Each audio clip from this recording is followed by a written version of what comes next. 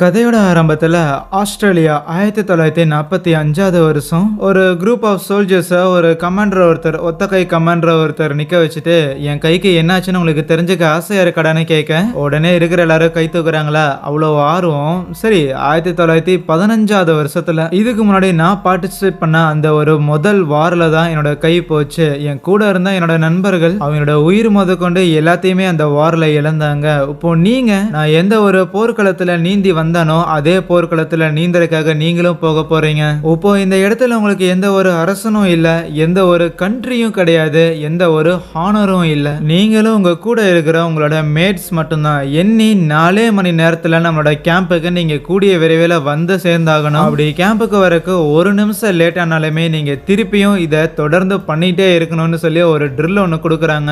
அவசர அவசரமா பசங்க எல்லாருமே அப்படியே காட்டுக்குள்ள வேகமா நடந்து வந்துகிட்டு இருக்கிறாங்களா. அப்போ நிறைய மழைலாம் பேய ஆரம்பிக்கும். அந்த இடமே பயங்கர சேரும் சகதியுமா இருக்க லேட் பண்ணக்கூடாதுன்னு சில டைம் சோல்ஜர்ஸ் அப்படியே விட்டுட்டு முன்னேறி போற ஆளுங்களும் இருக்கிறாங்களா. அதுல கடைசியா வில்லுங்கிற ஒரு பையன் மட்டும் தட்டு மாதிரி வந்து அப்படியே அங்க இருக்கிற ஒரு புதக்குழியில விழுந்துருவான். மொத்தமா அந்த சகதிக்குள்ள அவன் முழுங்கி போனாலும் யாராவது உதவி பண்ணுவாங்கிற நம்பிக்கையில அப்படியே அவன் கையை மேல தூக்கி வச்சிருந்திருக்க.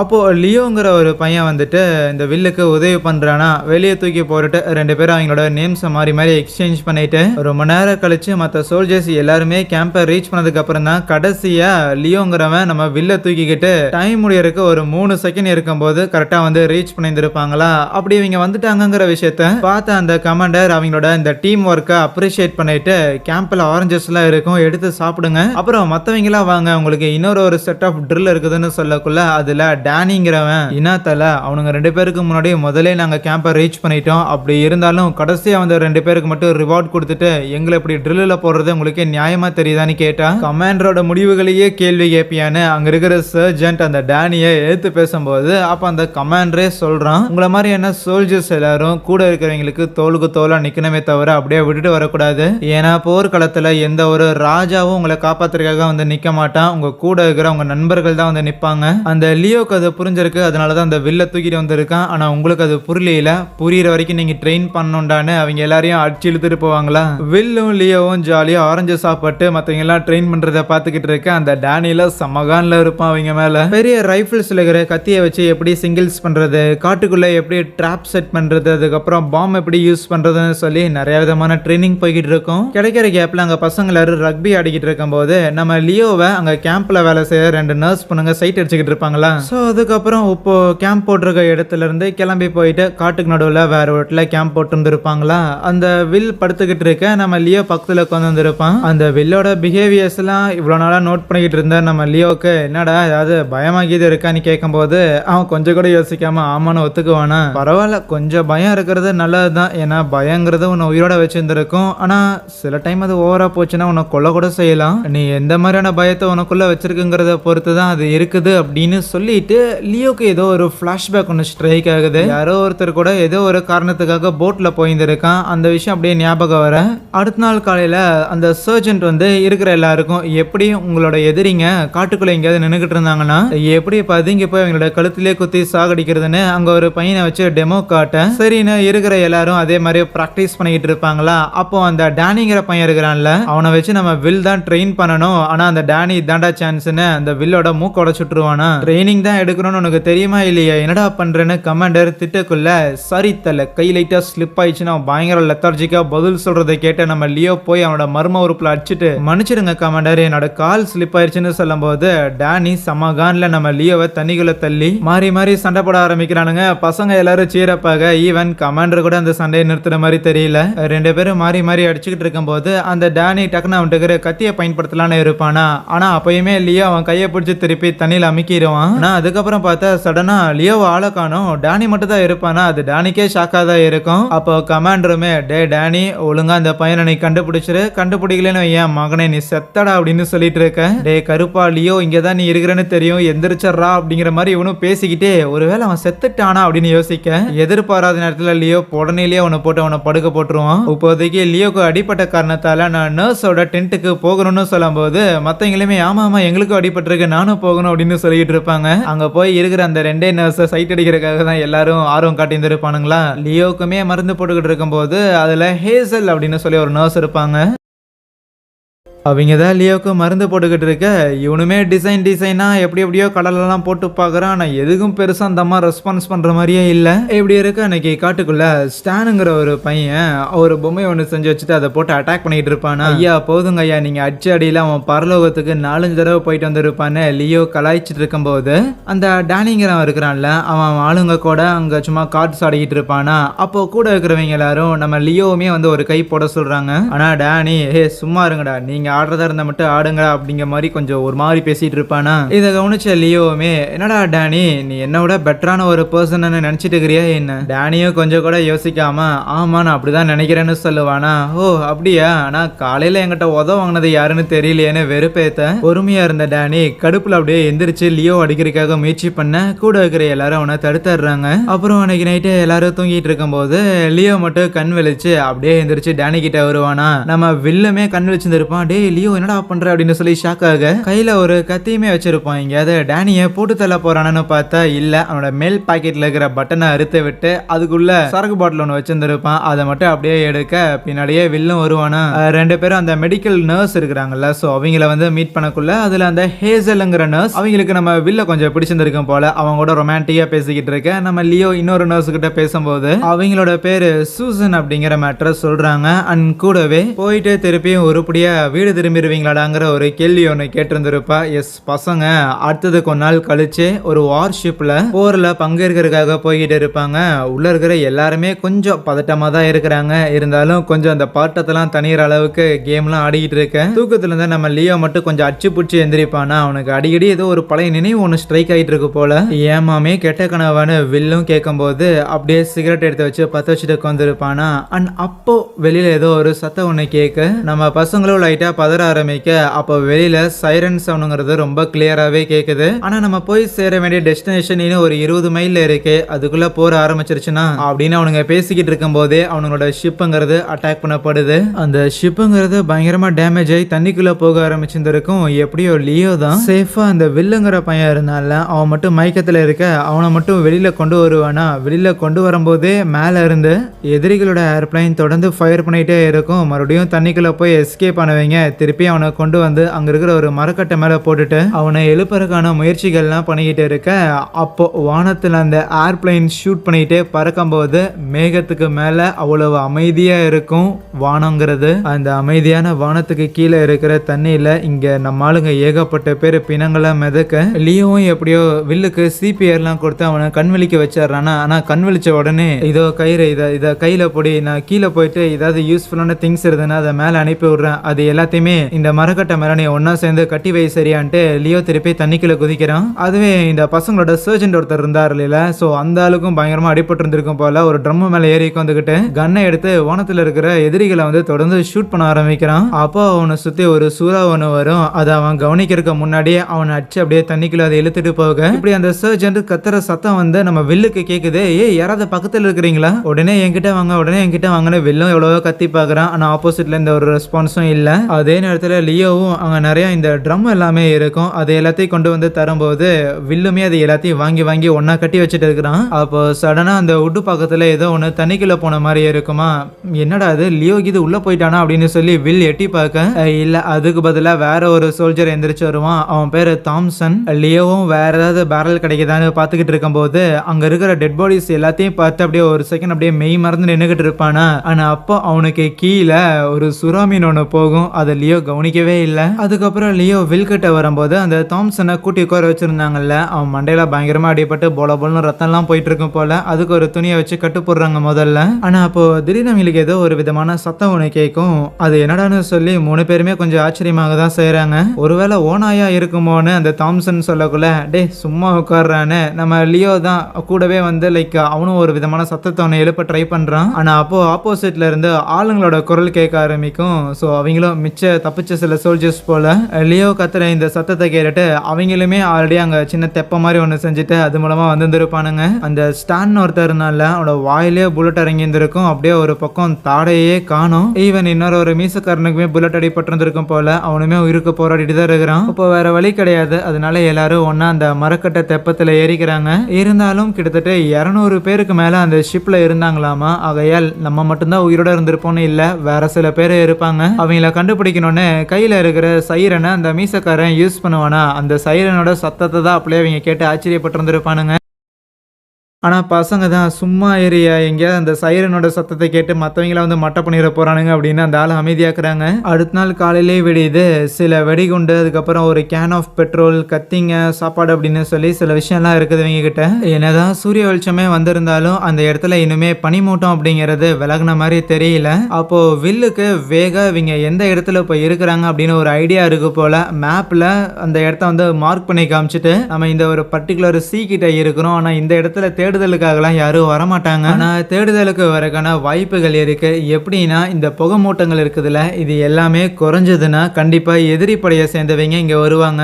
அதனால அது வரைக்கும்லாம் காத்திருந்து அவங்க கையால சாக முடியாது. இப்போதைக்கு காத்து எந்த பக்கம் வீசுதோ அதே பக்கம் நம்ம தொடர்ந்து போறது பெட்டர் ஆப்ஷனா இருக்கும். அது மூலமா யாராவது ஆப்போசிட்ல வந்தாங்கன்னா அவங்க கிட்ட உதவி கேட்கலாம் அப்படின்னு பேசிக்கிட்டு இருப்பாங்களா. இவங்க இப்படி பேசிக்கிட்டு இருக்கும்போது பின்னாடி ஏதோ ஒரு பொருள் ஒன்று அசைஞ்ச மாதிரி ஒன்று தெரியும். லைக் ஏதாவது தண்ணிக்குள்ள இருக்காடா அப்படின்னு ஒரு சந்தேகம் வந்தாலும் இல்ல சாதாரண காத்தா தான் இருக்கும்னு மறுக்க அவனுங்களோட டிஸ்கஷனுங்கிறத பயங்கர காரசாரமா கண்டக்ட் பண்ணிக்கிட்டு இருப்பாங்களா. அந்த டேனிங் இருக்கிறான்ல, அவனுக்கும் நம்ம வெல்லுக்கும் எப்போ போல ஆகல.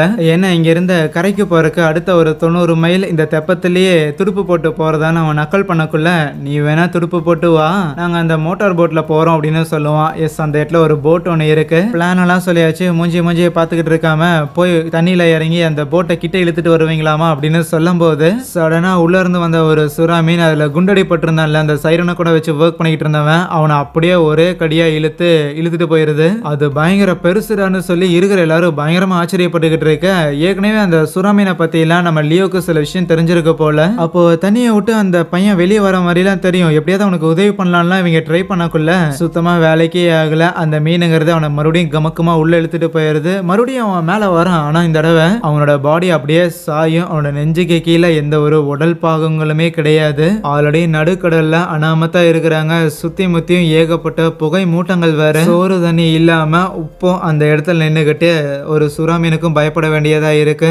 அப்பதான் லியோ சொல்லுவான், இது ஒரு ஒயிட் ஷார்க் அப்படின்னும் இது வந்து ஒரு ஃபீமேலா இருக்கிறதுக்கு வாய்ப்பு இருக்குதுன்னு. ஏன்னா இது பயங்கர பெரிய சைஸ்ல இருக்கு. கூட இருக்கிறவனுங்களா அப்படின்னா என்ன, நம்ம ஏதோ ஒரு சுறாமீன்கள் இருக்கிற இடத்துக்கு வந்திருக்க மாடா அப்படின்னு கேட்க முதல்ல கத்தாம அமைதியா பேசி அந்த லியோ சொல்லுவான், ஏன்னா இந்த மாதிரியான ஒயிட் ஷார்க்குங்கிறதெல்லாம் ரெண்டு ரீசனுக்காக தான் அட்டாக் பண்ணும். முதல் விஷயம் ரத்தம் வாசனை இருந்துச்சுன்னா அட்டாக் பண்ணும். ரெண்டாவது தண்ணியில் ஏதாவது மூமெண்ட் இருந்ததுன்னா முடிஞ்ச அளவுக்கு எந்த ஒரு மூமெண்ட்டும் இல்லாமல் அமைதியாக இருக்கிற வரைக்கும் அதுவுமே நம்மளை விட்டுட்டு இங்கிருந்து விலகி போயிடும்னு சேஃப்டிக்காக கையில் அவன் ஒரு கிரெனேடை வச்சுக்கிட்டே தான் இருப்பான். அப்போ மறுபடியும் நம்ம ஹீரோக்கு சில ஃப்ளாஷ்பேக் எல்லாமே ஸ்ட்ரைக் ஆகுது. யாரோ ஒருத்தர் கூட போட்டில் போயிட்டு இருந்தான்ல, அந்த ஒரு நபரை அவன் தண்ணியில் இழக்கிற மாதிரி இருக்கு. அதுக்கப்புறம் நேரங்கிறது போயிட்டே இருக்க இவங்களும் எந்த ஒரு சத்தமும் போடாமல் அதே அந்த மரக்கட்டை மேலேயே உட்காந்துருப்பாங்களா. அப்போ இவங்க குரூப்ல தாம்சன் சொல்லி ஒருத்தன் உட்காந்துருப்பான்ல, அந்த தலையில அடி வாங்கி அவன் மண்டையில ஆல்ரெடி பொலபொல்னு ரத்தம் போயிட்டு இருக்கு. அந்த ரத்தங்கிறது அப்படியே வடிஞ்சு போய் தண்ணியில கலக்க ஆரம்பிக்குமா. கரெக்டா அந்த உட்டுக்கு ஓரமா அந்த ஸ்டானுங்கிற பையன் தான் உட்காந்துக்கிட்டு இருப்பான். அந்த வாயில புல்லட் வாங்கினவன் ஒரு துணி மேல உட்காந்துக்கிட்டு இருப்பானா. டக்குனு வந்து அந்த சுறாமீன் அப்படியே அந்த துணியோட பிடிச்சி அந்த ஸ்டானை இழுத்துட்டு போயிடும். அந்த ரத்தத்துக்காக அது வந்துருக்கும். தண்ணிக்கு மேல வந்துட்டு என்ன காப்பாத்துங்க அவன் பயங்கரமா அலறிக்கிட்டு இருக்க. கீழே அந்த சுறாமீன் அவனை கடிக்க ஆரம்பிக்குது போல. இருந்தாலும் எப்படியோ கஷ்டப்பட்டு அந்த ஸ்டானை மேல தூக்கிடுறாங்க. இருந்த போதிலும் அவனோட முட்டிக்கு கீழே அப்படியே அந்த சுறாமீன் காலை கடிச்சு எடுத்து இருந்திருக்கும். மெடிசன்லாம் எதுவுமே கிடையாது. அவனை ரெஸ்கியூ பண்ண முடியாது. முடிஞ்ச அளவுக்கு ஏதோ ஒன்று பண்ணுவானு. இப்போதைக்கு ரத்தம் போகாத மாதிரி பெல்ட்டை ரிமூவ் பண்ணி அந்த இடத்துல வச்சு டைட் பண்றாங்க.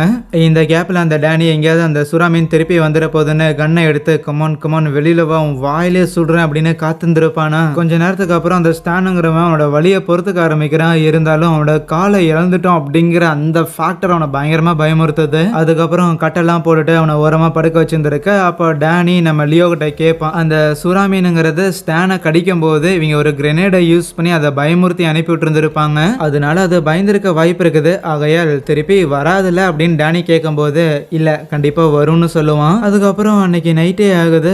பார்த்தா தண்ணி கடையில இருந்து ஏதோ ஒரு பச்சை கலர்ல மினிக்கிட்டே இருக்குமா. அதை அந்த தாம்சனுங்கிறவன் தான் தலையில அடிப்பட்டவன் எட்டி பாக்குறான். என்னது வெளிச்சம் ஆகுதுன்னு பார்க்க கூடவே தண்ணி கடையில இருந்து ஏதோ விதமான பயங்கரமான சத்தம் ஒன்று வரதையும் அவன் கவனிக்கிறான். ரொம்ப எட்டி பார்க்காத, தலை தனியா போயிட போகுதுன்னு மற்றவங்களாம் வார்ன் பண்ணும்போது அப்பதான் அந்த வெளிச்சம்லாம் வர மாதிரி இருக்குல்ல, அதை கவனிச்சுட்டு வில்லியமும் சொல்லுவான், ஷிப்ல இருந்து நிறைய பொருட்கள் தண்ணியில கலந்துருக்கும், அதோட கெமிக்கல் ரியாக்ஷன் தான் இந்த மாதிரி ஜொலிச்சுக்கிட்டு இருக்குது போலன்னு சொல்லக்குள்ள அந்த ஸ்டானுங்கிறவனா அவங்க கவனிக்கிறாங்க. பார்த்தா லைக் ஒரு மாதிரி விட்டா இறந்து போயிடுவான் போல. ஆல்ரெடி வாயில ஒரு பக்கம் ப்ளீட் ஆகிட்டு இருக்குது, காலில் இன்னொரு பக்கம் ப்ளீட் ஆகிட்டு இருக்குது. அவனுக்கு எப்படியாவது ட்ரீட்மெண்ட்டுங்கிறத கொடுத்தாகணும். அதனால வேற வழி இல்லை, நம்ம போய் அந்த போட்டை எடுக்கலாமா அப்படின்னு யோசிக்கிறாங்க. அந்த போட்டு பக்கத்தில் போகிற வரைக்குமே அங்கிட்ட இங்கிட்டும் நிறைய பொருட்கள்லாம் கிடக்குது. அது மேலாம் குதிச்சு எப்படியாவது அந்த போட்டுக்கிட்ட போகலாமான்னு நம்ம லியோ யோசிக்கிறான். நடக்கிறத எல்லாத்தையும் பேசுடா, அதெல்லாம் பண்ண முடியாதுன்னு அந்த டேனியை சொன்னாலுமே ஆல்ரெடி லியோ எல்லாத்தையுமே ப்ரிப்பேர் பண்ணிட்டு அவனோட இடுப்பில் ஒரு கயிறை சுற்றிக்கிட்டு முதல்ல அங்கே இருக்கிற ஒரு ட்ரம்மு மேலே குதிக்கிறானா. அந்த ட்ரம்மில் குதிச்சதுக்கே அந்த அளவுக்கு தண்ணி வந்து அழும்புது. ஃபைன் ஒன்றும் பிரச்சனை இல்லைன்னு சொல்லி அடுத்தது இன்னொரு ட்ரம் மேல குதிக்க அவ்வளவுதான், மொத்தமா அந்த தண்ணியை போட்டு அலசி விட்டுறான். தண்ணியில இப்படி ஒரு ஹெவியான மூமெண்ட் இருக்குதுங்கிற விஷயம் தண்ணி கடையில இருக்கிற அந்த சுறாமினாலேயே சென்ஸ் பண்ண முடியுது. லியோவுமே ஓகே இது வரைக்கும் எதுவும் வரல அப்படின்னா இனிமேலும் எதுவும் வராதுன்னு கொஞ்சம் நம்பிக்கையோட அடுத்தது அங்க இருக்கிற ஒரு சில மரக்கட்டை மேல குதிக்கக்குள்ள கொஞ்சம் கால்லாம் வந்து தண்ணிக்குள்ளதான் இருக்குமா. அந்த சுறாமீன் கடிக்க வந்துடும், இருந்தாலும் அவன் காலை மேல எடுத்துருவான். மாமே அது பக்கத்துலதான் இருக்கிற மாதிரி எனக்கு தோணுதேன்னு கொஞ்சம் லியோ பயப்பட்டாலும் சரி குதிச்சிடலான்னு சொல்லி அடுத்த ஜம்புக்கு போனா உள்ள இருந்து வந்த சூறாமீன் அப்படியே நம்ம லியோவை கடிக்கிறதுக்காக முயற்சி பண்ண இவங்களும் கயிறை பிடிச்சி இழுத்துட்டு மாமே தண்ணியில இறங்கிறாதரா அப்படின்னு அவனை காப்பாற்ற முயற்சி பண்றாங்க. கன்னை வச்சிருக்கவன்லாம் ஆஹா கன் இருக்குல்லன்னு சொல்லிட்டு அதுக்கப்புறம் தான் ஃபயர் எல்லாம் பண்ணக்குள்ள அந்த சூறாமீனுங்கிறத திருப்பி உள்ள போயிருதா. ஏன்னா அவ்வளவுதான் முடிஞ்சிச்சான்னு சொல்லிட்டு லியோ திரும்பி பார்க்கும்போது இல்ல, மறுபடியும் அந்த சூறாமீன் தண்ணி வெளியே எட்டி பார்க்குது.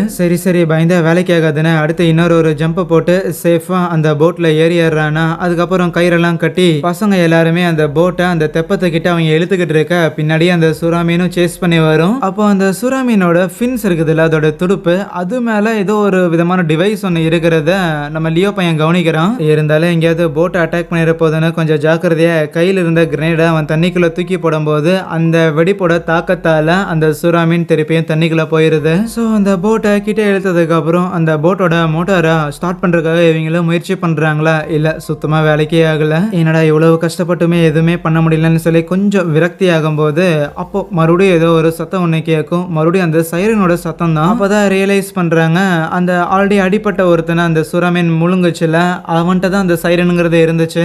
ஒருவேளை அவனோட அந்த சைரனுங்கிறது அந்த சுறாமீனோட பாடியில எது மாட்டிருந்துருக்குமோ அப்படின்னு அவங்க யோசிக்கக்குள்ளதான் அந்த சைரன் இவங்க இருக்கிற இடத்த சுத்தி கேட்கிற மாதிரி இருக்கு. அப்படின்னா என்ன, அந்த சுறாமீனுமே இவங்க இங்கதான் இருக்கிறாங்க அப்படிங்கிறத டார்கெட்டை லாக் பண்ணிட்டு அட்டாக் பண்றதுக்கான நேரத்தை காத்து சுத்தி வந்துகிட்டு இருக்கு. லியோவும் முடிஞ்ச அளவுக்கு எல்லாரையும் அமைதியா இருக்க சொல்றான், பொறுமையா இருக்க சொல்றான், யாரும் எதுவும் பண்ணிடாதீங்க, சத்தம் கீது போட்டுறாதீங்கடா அப்படின்னு சொல்லிட்டே இருக்கேன். அப்படி இவங்க எதுவுமே பண்ணலினாலுமே கரெக்டா இவங்க இருக்கிற அந்த தெப்பத்தை நோக்கியே அந்த சுறாமீன் வந்து அட்டாக் பண்ண செய்யுது. தொடர்ந்து 2-3 தடவை அட்டாக் பண்ணிக்கிட்டே இருக்க இவங்களும் கையில இருக்கிற டார்ச் எல்லாம் ஆஃப் பண்ணிடுறாங்க. ஆனா அப்படி இருந்துமே கரெக்டா இவங்க டார்கெட் பண்ணி அதை அட்டாக் பண்ணுது. இன்னைக்கு அதை முடிச்சிடறேன்னு இந்த டேனி அவன் கையில இருக்கிற ஒரு கிரேனேட் எடுத்துட்டு போடலான்னு போனா எடுத்ததே மொத்தமா 4 தான். அது ஏற்கனவே 2 யூஸ் பண்ணிட்டோம், மிச்சம் 2 தான் இருக்கு.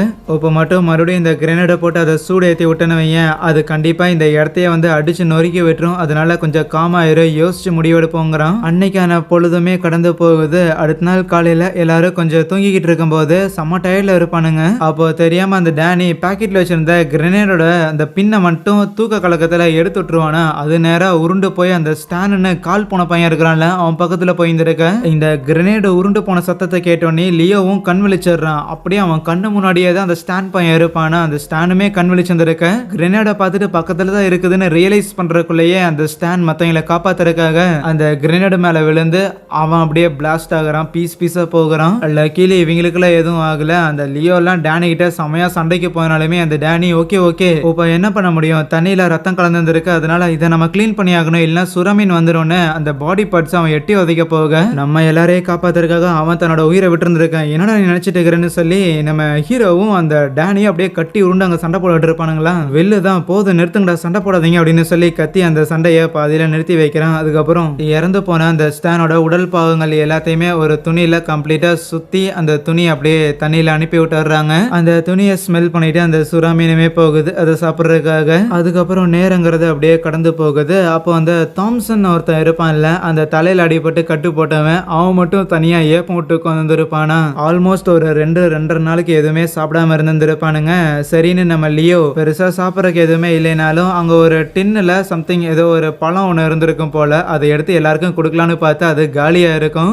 எந்த நாயிடா இதை எடுத்து தின்னதுன்னு சொல்லி லியோ செம்ம கடுப்புல இருக்கும்போது இருக்கிற எல்லாரும் நான் இல்லைன்னு சொல்லுவாங்க. அந்த தாம்சன் மட்டும் தனியா திரும்பி உட்காந்துருப்பான். அவன் தான் மொத்தமா சாப்பிட்டுருங்க அப்படின்னு தெரிஞ்சிச்சு. இருந்தாலும் வேற என்னதான் பண்றது, எல்லாரும் அப்படியே பசியோட உட்காந்துருக்க. பசி ஒரு பக்கம் இருந்தாலும் அப்படியே தண்ணியே இல்லாம வாயெல்லாம் வறண்டு கிடக்கும். இருக்கிற எல்லாரும் ஓகே முடிஞ்சிச்சு நம்ம கதைன்ட்டு அவனுங்க பாட்டுக்கு அவனோட வாழ்க்கை வரலாறுலாம் பேசிக்கிட்டு இருப்பானுங்க.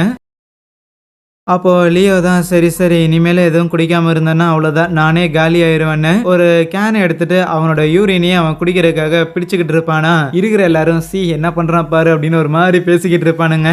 என்னோடது என்னமோ உங்களுக்கு கொடுத்த மாதிரி பேசாதீங்க, எனக்கு தண்ணி தவிக்குது அதனால நான் குடிக்கிறேன்னு அதை குடிச்சிட்டு அதுக்கப்புறம் அவனே அங்கே போட்டில் படுத்துட்டு எப்பாடா இப்போதான் பயங்கர ரெஃப்ரெஷிங்காக இருக்குதுன்னு சொல்லி அவங்க எல்லாரையும் வெறுப்பேற்றிக்கிட்டு இருப்பானா. கொஞ்சம் கூட எந்த ஒரு தண்ணியும் கிடைக்காம ஆல்ரெடி அவங்களுமே பயங்கரமா ஸ்ட்ரெஸ் ஆகிருப்பானுங்க. சரி வேற வழி இல்லைன்னு நம்ம லியோ பண்ண அதே மெத்தட அவனுங்க எல்லாரும் பண்ணலான்னு இருக்க. ஆனா அவனுங்க யாராலையுமே அந்த யூரினுங்கிற விஷயத்த குடிக்கவே முடியல, பயங்கரமா கொமட்டிட்டு வருமா. அப்போ இவனுங்க எதிர்பாராத நேரத்துல இவனுக்கு ஏத்த மாதிரி மழையும் பெய்ய ஆரம்பிக்கும். அட மானங்கட்ட மழைய ஒரு 10 செகண்டுக்கு முன்னாடி வந்திருந்தா இந்த ஒரு அவல நிலை எனக்கு ஏற்பட்டிருக்காதுன்னு இருக்கிற எல்லாரும் ஃபீல் பண்ணா நம்ம லியோலாம் பயங்கரமா கீழே வந்து சிரிச்சுக்கிட்டு இருப்பான். ஏன்னா அவன் மட்டும் தனியா குடிக்கல, மத்த எல்லாருமே குடிக்க வச்சுட்டான். அதனால அன்னைக்கு நைட்டும் ஆகுது. லியோ நல்லா தூங்கிட்டு இருக்கும் போது சடனா யாரோ தண்ணியில இருந்து வெளியில வர மாதிரியும் அது அவனோட பிரதரா வேற இருக்குமா. நீயா அப்படின்னு சொல்லி அவன் பயங்கரமா ஷாக் ஆகிட்டு இருக்க.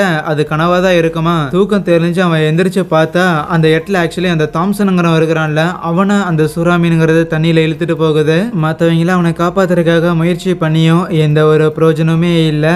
அப்படியே அடுத்த நாள் காலையிலையும் ஆக சோறு தண்ணி எதுவும் இல்லை. அவனுடைய பயங்கர ஸ்ட்ரெஸ்டா வேற இருக்கிறான். பாஸ்ட்ல அவனோட பிரதரை லூஸ் பண்ண அந்த ஒரு ட்ராமா வேற. அப்படியே ஒரு மாதிரி அல்லாடி எந்திரிச்சு நின்னவன் தண்ணிக்குள்ள அவனோட பிரதர் இருக்கிற மாதிரியும் இதோ நான் வரேன் அப்படின்னு சொல்லி அவனோட மூக்குல இருந்தெல்லாம் பிளட் வந்து அப்படியே தண்ணிக்குள்ள விழுந்துருவானா.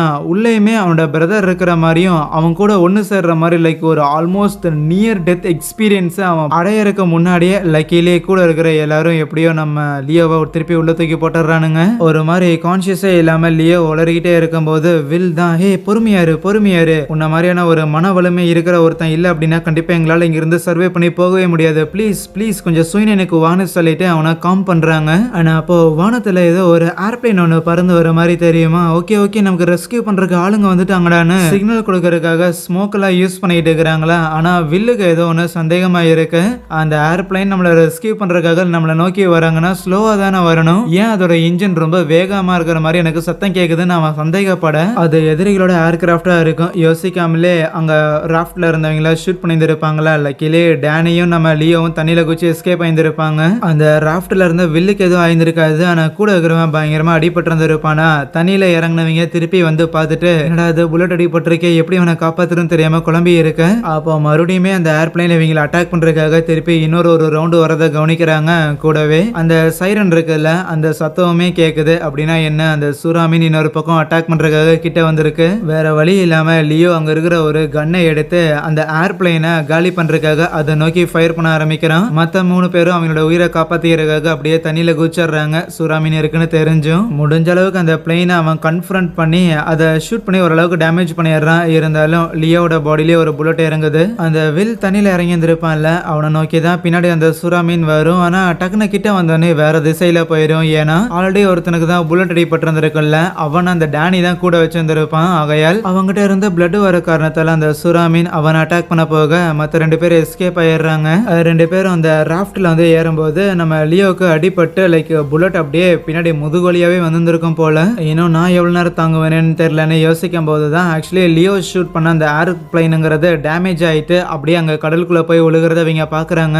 எப்படியோ ஒரு பிரச்சனை முடிஞ்சு. இருந்தாலும் கூட இருந்தவன அந்த சூறாமீன் இப்படி காலி பண்ணிச்சேன்னு லியோ ஃபீல் பண்ணும்போது அதுக்கு வில் தான் அந்த டேனி தன்னை காப்பாத்துறதுக்காக கூட இருந்தவனை விட்டுட்டாங்கிற விஷயத்த போட்டு கொடுத்துருவானா. செமையா கடுப்பான லியோ இதுக்கு முன்னாடி தான் ஒருத்தனை கொலை பண்ண, இப்போ மறுபடியும் இன்னொருத்தனை கொலை பண்ற, என்ன என்னடா அவனோட பசிங்கிறது தீராதான்னு சொல்லி வச்சு நம்ம டேனியும் லியோவும் அங்க மாறி மாறி சண்டை போட்டுக்கிட்டு இருப்பானுங்களா. இந்த சண்டையில டேனியோட கைங்கிறது தண்ணிக்குள்ள போக ஆல்ரெடி அவனுங்க ராஃப்டை போட்டு பயங்கரமா ஆட்டி இருந்திருப்பானுங்க. அந்த சூறாமீன் வந்த பாக்குல அப்படியே அவனோட கையை மட்டும் தனியே கடிச்சு இழுத்துட்டு போயிடும். எப்படியோ ஒரு கை போனாலும் அந்த டேனியை உயிரோட காப்பாத்திட்டாங்களா. அதுக்கப்புறம் அவனுக்கும் கட்டு போட்டுட்டு 3 பேர் அங்க உட்கார்ந்து இருந்திருக்காங்க. டேனி இப்பதான் ரியலைஸ் பண்றான், நம்ம பெரிய தப்பு பண்ணிட்டோம், நான் தேவையில்லாம அவங்க எல்லாரையுமே துச்சமா நினைச்சு அப்படியே விட்டுருக்க கூடாது அப்படின்னு வருத்தப்பட்டுக்கிட்டு இருக்கேன். அப்போ அந்த இடத்துல எதிரி படையை சேர்ந்த ஒரு சோல்ஜர் கையில ஒரு ஸ்வாடோட அங்க ஒரு போட்ல வந்துகிட்டு இருக்கிறத நம்ம வில் கவனிக்கிறானா.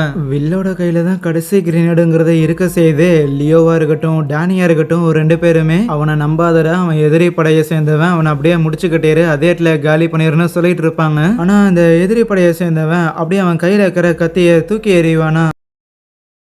ஓகே நல்லவன் தான் போலே அப்படின்னு சொல்லிட்டு நம்ம வில் எதுவும் பண்ணாம இருக்க முட்டா பையில எதிரிகளை நம்பக்கூடாதுன்னு லியோ எந்திரிச்சு வந்து வில்லோட கையில இருக்கிற கிரனேடை வாங்குறதுக்குள்ளேயே அந்த எதிரியோட சோல்ஜர் இவங்களோட ராஃப்ட்ல ஏறி இருக்கிற 2 பேரையும் போட்டு மாறி மாறி அடிக்க ஆரம்பிச்சிடுறான். செம்மையா போட்டு அடிக்க ஆரம்பிக்கிறான். 2 பேருமே பயங்கரமா டேமேஜ் ஆயிருந்திருப்பானுங்களே. அதனால அந்த சோல்ஜர் அவங்களால எதிர்த்து நிக்க முடியல. அவ்வளவுதான், அந்த சோல்ஜர் எல்லாரையும் முடிச்சிட்டான் அப்படின்னு பார்த்தா கிடையாது. அப்போ டேனி அந்த சோல்ஜரை நகர முடியாத மாதிரி அவனோட காலை நல்லா டைட்டா பிடிச்சிக்கிட்டு கையில வச்சிருந்த ஒரு வெடிகுண்டை பிளாஸ்ட் பண்ண வைக்கிறான். லக்கிலி வெடிக்கிறதுக்கு முன்னாடியே லியோவும் வில்லியமும் தண்ணியில இறங்கி தப்பு சேர்ந்துருப்பானுங்க. ஸோ அதுக்கப்புறம் அந்த மோட்டார் போட் இருக்குதுல அதுல 2 பேர் ஏறிட்டு அப்படியே கொஞ்ச நேரம் சில் பண்ணிட்டு இருக்கேன். அந்த ஜாப்பனீஸ் சோல்ஜர் ஒருத்தன் வந்திருந்தான்ல, அவன் பாக்கெட்ல இருந்து ஒரு சரக்கு ஒன்று விழுந்துருக்கும் போல, ஹோம் மேடு சரக்கு மாமே அப்படின்னு சொல்லி 2 பேரும் மாறி மாறி அதை குடிச்சு போதை ஆகிட்டு இருப்பானுங்களா. நேரமும் போயிட்டே இருக்கும். ஒரு பாயிண்ட்டுக்கு மேல நம்ம ஹீரோக்கு திருப்பியும் அவனோட பிரதரை பத்தின ஞாபகங்கள்லாம் வர ஆரம்பிச்சிடும். கூடவே அந்த கடைசி கிரனேடுங்க நம்ம லியோவோட கையில தான் இருக்குது.